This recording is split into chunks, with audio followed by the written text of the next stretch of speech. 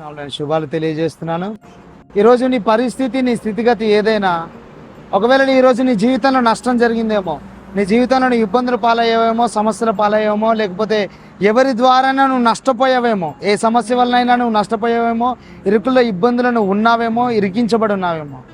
కానీ నువ్వు ఒకటి గమనించు, నీ సమస్య, నీ వేదన, నీ దుఃఖము, నీ బాధనంతటిని పరిశుద్ధాత్మ దేవుడు ఖచ్చితంగా ఒకరోజు నీ దుఃఖమును ఆయన నాట్యంగా మారుస్తాడు. మనం అనుకుంటాం మన జీవితంలో ఒక కష్టం వస్తే ప్రభా, ఒక నష్టం వస్తే ప్రభా, ఎందుకు ఈ కష్టము, ఎందుకు ఈ నష్టము, ఎందుకు ఈ ఇబ్బంది, ఎందుకు నాకే ఇన్ని సమస్యలను మనం అనుకుంటాం. కానీ ఏంటంటే గమనించండి, ప్రతి ఒక్క సమస్య వెనకాల ఒక గొప్ప ఆశీర్వాదం దాగుంటుంది. ప్రతి ఒక్క సమస్య వెనకాల దేవుడు ఖచ్చితంగా నీ జీవితంలో ఒక మహిమ కలిగిన కార్యాన్ని ఆయన జరిగిస్తాడు. ఎందుకనంటే చూడండి, మన జీవితంలో సమస్య వచ్చినప్పుడు మనం ఏం తెలుసుకుంటామంటే ఒక రియాలిటీ తెలుసుకుంటాం.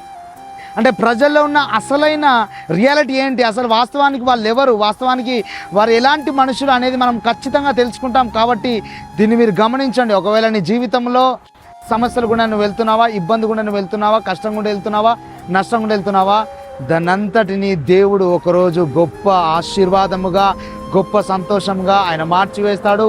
మా జీవితాల్లో దేవుడు ఒకానొక సమయంలో ఒక భయంకరమైన పరిస్థితి గుండా నడిపించాడు. ఈరోజు ప్రభు మమ్మల్ని ఆశీర్వాదం గుండా నడిపిస్తూ ఉన్నాడు. ఈ మాట తెలియజేయాలని, మీకు తెలియజేయాలని పరిశుద్ధాత్మ దేవుడు నా హృదయంలో పదేగా ఆయన చెప్తున్నాడు. కాబట్టి ఈరోజు ఒక దైవ సేవకునిగా, ఒక ప్రవక్తగా నేను మీకు సెలవిస్తున్నాను. నా ద్వారా పరిశుద్ధాత్మ దేవుడు మీతో మాట్లాడుతున్నాడు. ఏంటో తెలుసా, ఈరోజు నువ్వు వెళ్తున్న ఈ యొక్క సమస్య, ఈ యొక్క ఇబ్బంది కొద్ది కాలం వరకే ఈ నష్టము, తరువాత గొప్ప ఆశీర్వాదాన్ని నువ్వు చూడబోతున్నావు. దేవుడు నిన్ను గొప్పగా ఆశీర్వదించబోతున్నాడు. God bless you. దేవుడు మిమ్మల్ని, మీ కుటుంబాన్ని దీవించును గాక. Praise the lord.